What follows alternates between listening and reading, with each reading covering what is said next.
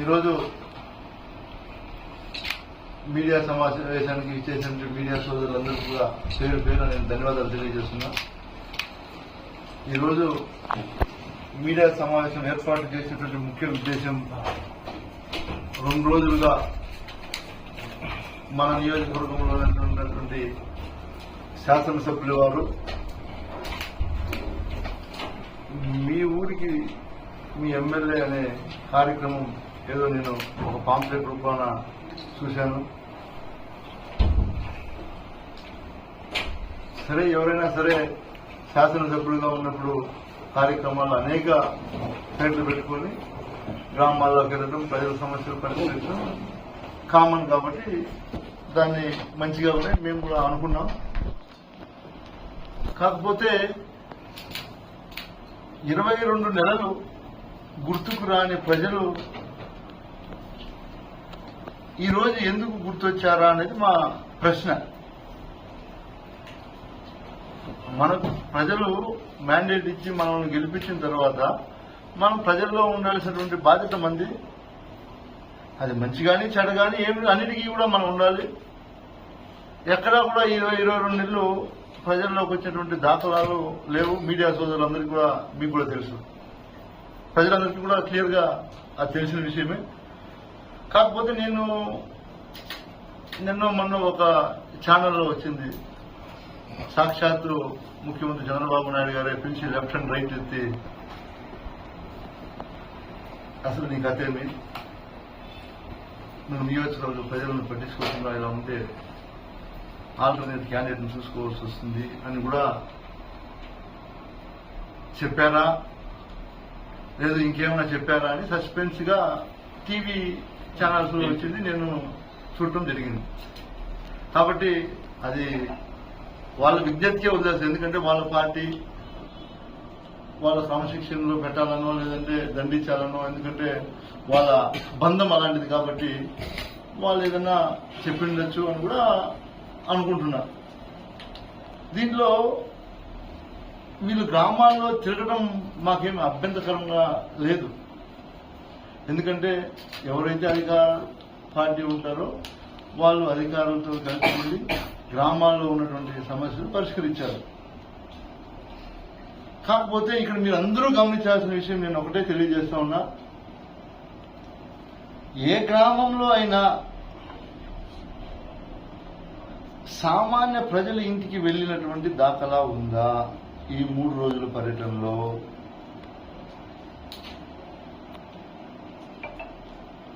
కేవలం ఆర్భాటం కోసం ఈ కార్యక్రమాన్ని పెట్టి అక్కడ ఉన్నటువంటి వాళ్ళ నాయకులు కార్యకర్తలు ఏదో రోడ్లు వేశాం, వాటిని ఓపెనింగ్ చేయాలని అక్కడికి పోవడం, ఓపెనింగ్ చేయడం, ఫోటోలు దిగడం, అక్కడి నుంచి ఇంకొక ఊరికి వెళ్ళిపోవడం జరిగింది తప్ప ఎక్కడా కూడా ప్రజల్లోకి వెళ్ళి ఊళ్ళోకి వెళ్ళి ఏదైనా సమస్యలు ఉంటే చెప్పండి, నేను వచ్చాను, అధికారులు ఉన్నారు, మేము పరిష్కరిస్తామన్నటువంటి దాఖలాలు లేవు. స్పష్టంగా మా దగ్గర ఆధారాలు కూడా ఉన్నాయి. ఒకటి, మీరు ఏం చేశారని ఈ 22 నెలల్లో మీరు కానీ మీ ప్రభుత్వం కానీ గ్రామాల్లోకి వెళ్ళి మేము ఇలా ఫలానా పని చేశాం అని చెప్పుకోదగ్గ విషయం ఏదైనా ఒకటైనా ఉందా మేము అడుగుతున్నాం. ఏదైనా సరే రొటీన్ గా ఈ 22 నెలలు నేను చూసింది ఏమంటే, ప్రతి నెల 1వ తేదీ వస్తే పెన్షన్ ఇవ్వడానికి వాళ్ళ కార్యకర్తలపై ఫోటోలు దిగి ఫేస్బుక్లో వాట్సాప్లో పెట్టడం జరుగుతుంది తప్ప మీ నాయకుడు చంద్రబాబు నాయుడు గారు ఆ రోజు ఎన్నికల ముందు ఇచ్చినటువంటి హామీలు కావచ్చు, సూపర్ 6 లో ఎన్ని నెరవేర్చారు, ప్రజలు దాని మీద ఎంత అసంతృప్తితో ఉన్నారు, మీరేమైనా అసలు గమనించారా? ఊర్లోకి వెళ్ళి మీ ప్రభుత్వం వచ్చినప్పటి నుంచి మీరు ఇచ్చినటువంటి సూపర్ 6 హామీల వల్ల నష్టపోయి ప్రజలు మోసపోయి ఈరోజు ఎంత ఇబ్బందులు పడుతున్నారనేది ఏమైనా కనీసం గమనించారని అడుగుతున్నా. ఇదే కాకుండా 22 నెలలైంది కదా ఈ ప్రభుత్వం వచ్చి, ఒక్క కొత్త పెన్షన్ ఇచ్చారా అని అడుగుతున్నా. ఒకే ఒక్క కొత్త పెన్షన్ ఇచ్చారా? పలమనేరు నియోజకవర్గంలో భర్త చనిపోయి ఉంటే భర్తకు పెన్షన్ వస్తూ ఉండి భర్త ఏమైనా చనిపోతే దాన్ని భార్యకి ఇస్తున్నారు తప్ప ఎలిజిబుల్ ఉన్నటువంటి వారికి ఎవరికైనా సరే మీ 22 నెలల్లో మా ప్రభుత్వం అధికారంలో ఉన్నప్పుడు 59 సంవత్సరాలు నిండినటువంటి వారు ఎవరు ఈ రాష్ట్రంలో లేదా? ఈ 22 నెలల్లో 60 సంవత్సరాలు దాటలేదా? 60 సంవత్సరాలు దాటిన వారికి మనం పెన్షన్ ఇవ్వాల్సినటువంటి బాధ్యత రాష్ట్ర ప్రభుత్వంది కాదా? నేను అడుగుతున్నా. ఏమీ చేయకపోగా ఆర్భాటం కోసం ఏదో హైకమాండ్ మందలిచ్చిందనే ఒక దీంతో ప్రజల్లోకి రావడం అనేది కరెక్ట్ కాదనేది నా ఆవేదన నేను వ్యక్తం చేస్తున్నా. ఎందుకంటే వచ్చిన తర్వాత మీరేం చేశారు? ప్రజల్లో 2 రోజులు 3 రోజుల నుంచి పర్యటించారు. ఈ 22 నెలల్లో ఎవరికైనా ఒకే ఒక ఇల్లు మంజూరు చేసి ఇచ్చారా? ఒకే ఒక ఇల్లు. మా ప్రభుత్వ హయాంలో వీకోట మండలంలో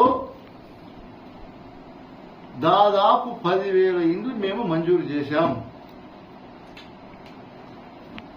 దాదాపు 15,000 ఇండ్ల పట్టాలు మంజూరు చేశాం. మీరు 22 నెలల్లో ఏం చేశారు ప్రజలకు మీరు తెలియపరచండి. అదేవిధంగా మీరు చూస్తే జగన్మోహన్ రెడ్డి గారు ముఖ్యమంత్రిగా ఉన్నప్పుడు పరిపాలన సచివాలయ వ్యవస్థ కావచ్చు, అదేవిధంగా రైతుల కోసం పెట్టినటువంటి ఆర్బీకే వ్యవస్థ కావచ్చు, వీళ్ళందరికీ కూడా అనుసంధానం చేసి వాలంటీర్లు పెట్టారు అప్పట్లో, వాళ్ళు కావచ్చు. అన్నీ కూడా ప్రతిదీ కూడా ట్రాన్స్పరెంట్ గా ప్రజలకు అందాల్సినటువంటి కూడా కరెక్ట్ టైంకి అందించారా లేదా ప్రజలు గమనించండి. నేను చెప్పేది అన్ని కూడా నేనేదో ఈరోజు రాజకీయ లబ్ధి కోసం మాట్లాడట్లేదు. కేవలం 22 నెలలు లేని ప్రేమ ఈ 3 రోజుల్లో ఎలా ముంచుకొచ్చిందనేది నా ఆవేదన నేను తెలియజేస్తున్నా. ఈ రాష్ట్రంలో ఉన్నటువంటి రాష్ట్ర నాయకులు కావచ్చు, స్థానిక ఎమ్మెల్యే గారు కావచ్చు, దీనికి సమాధానం చెప్పండి. నేను అడిగిన తర్వాత మీరెవరో మీ నాయకుల చేత మాట్లాడించడం అవన్నీ పద్ధతి కాదు. ఎందుకంటే నేను ముందే చెప్తా ఉన్నా, నేను అడిగే ప్రశ్నలన్నీ కూడా ఎవరికైనా చెప్పినా కూడా నిజాలే, ప్రజలన్నీ కూడా గమనిస్తారు.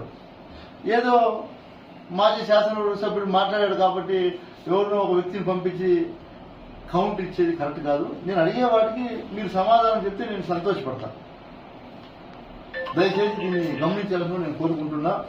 అదేవిధంగా మీరు మొన్న ఎడగూరికి గ్రామంకి వెళ్ళారు. ఎడగూరి గ్రామంకి వెళ్తే అక్కడ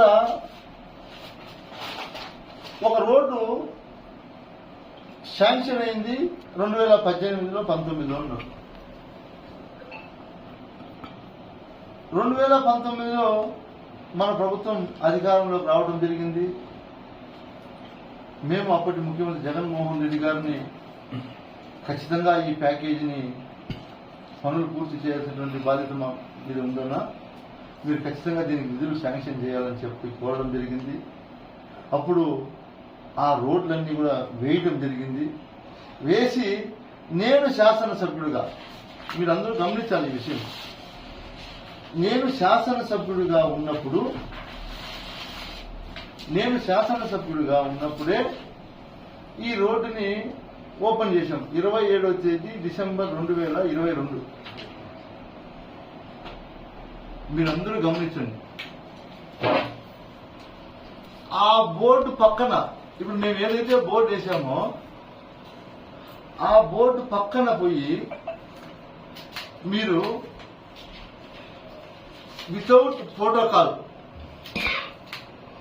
భారతదేశ చరిత్రలో ఇంతకైనా దౌర్భాగ్యం ఎక్కడా ఉండదు. నేను ఇంతవరకు ఇలాంటి సంస్కృతి కూడా నేను చూడలేదు. వీళ్ళు వెళ్ళి మా ప్రభుత్వంలో మేము రోడ్లు వేయించి మా ముఖ్యమంత్రి గారి దగ్గర అప్పట్లో నిధులు డ్రా చేసి కాంట్రాక్టర్కి ఇప్పించి నేను పోయి ఎమ్మెల్యే హోదాలో ఓపెన్ చేసిన రోడ్డుకి వాళ్ళు వెళ్ళి శిలాఫలకం వేయడం ఎంతవరకు కరెక్ట్ అని నేను ఆయన అడుగుతున్నా. ఆయన ఎంతో అనుభవజ్ఞుడు, మంత్రిగా పనిచేసినటువంటి వ్యక్తి, నీకు తగునా అని అడుగుతున్నా. ఎక్కడైనా సరే ఇది తగునా? గతంలో మీరు గమనించాలా, ఇదే పెద్ద మనిషి ఒక మాట మాట్లాడేటప్పుడు మీకు అందరికీ కూడా గుర్తుందో లేదో నాకు ఇప్పటికీ ఆయన మాట్లాడినటువంటి మాట కళ్ళకు కట్టినట్టుంది. మీకు అందరికీ కూడా విజువల్స్ చూపిస్తా.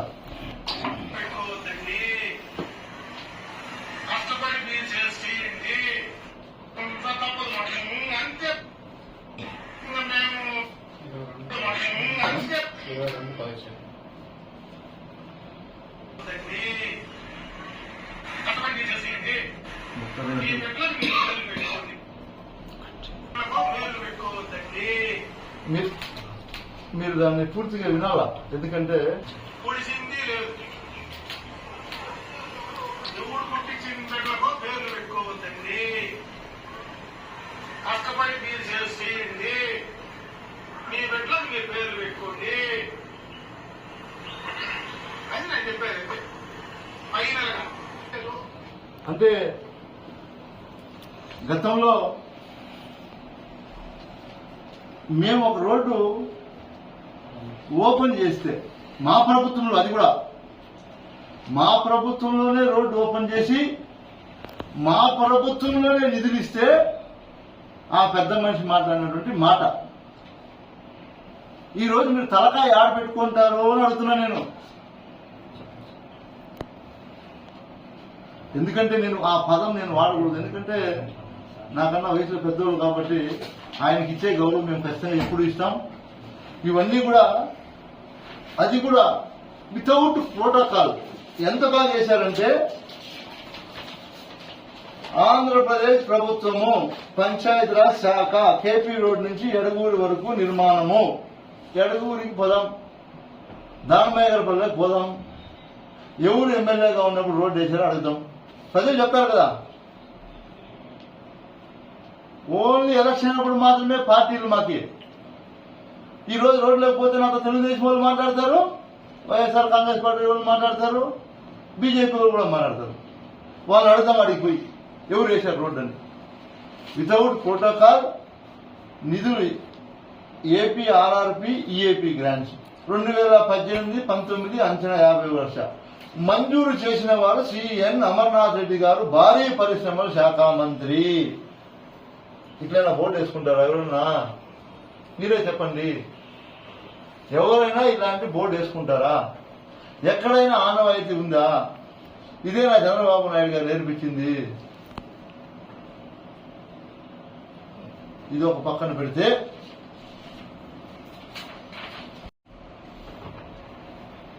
కనీసం జిల్లా కలెక్టర్ పేరు వేసేదానికి కూడా నోచుకోలేరా కలెక్టర్? ఎవరైనా కానీ నేను చెప్పేది, ప్రోటోకాల్ అనేది ఒక సిస్టమ్.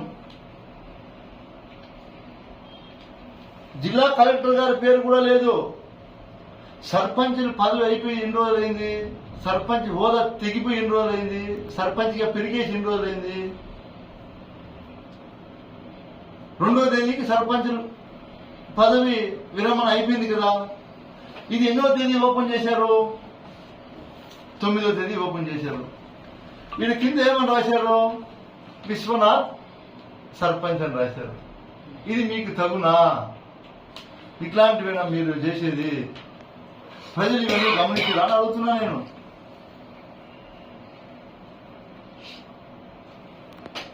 ఒకటే నేను మీకు అందరికీ తెలియజేస్తున్నా, ఈ ప్రభుత్వం వచ్చిన తర్వాత జరిగినటువంటి పరిణామాలు ఏమైనా ఉన్నాయి అంటే, ఎవరైనా బీదా బిక్కి వాళ్ళకి ఎవరు అండ లేకుండా ఉంటే అట్లాంటి వాళ్ళు స్థలాలు కబ్జాలు చేయడం, నా దగ్గర అన్ని ఎవిడెన్స్ ఉన్నాయి.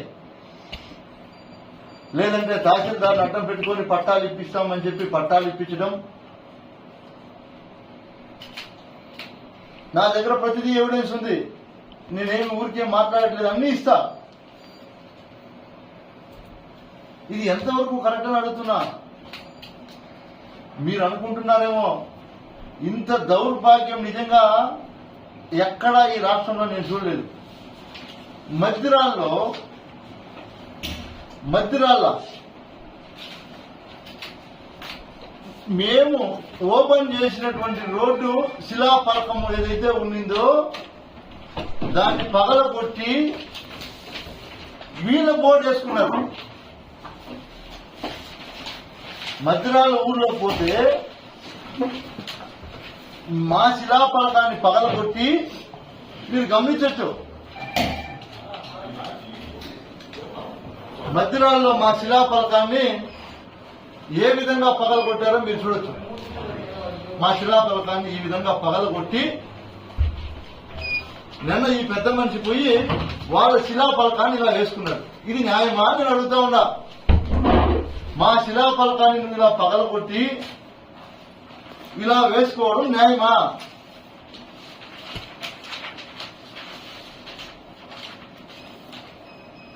చూడండి, ఇదేనా నువ్వు ఇన్ని సంవత్సరాలు నేర్చుకున్న సంస్కృతిని అడుగుతున్నా నేను.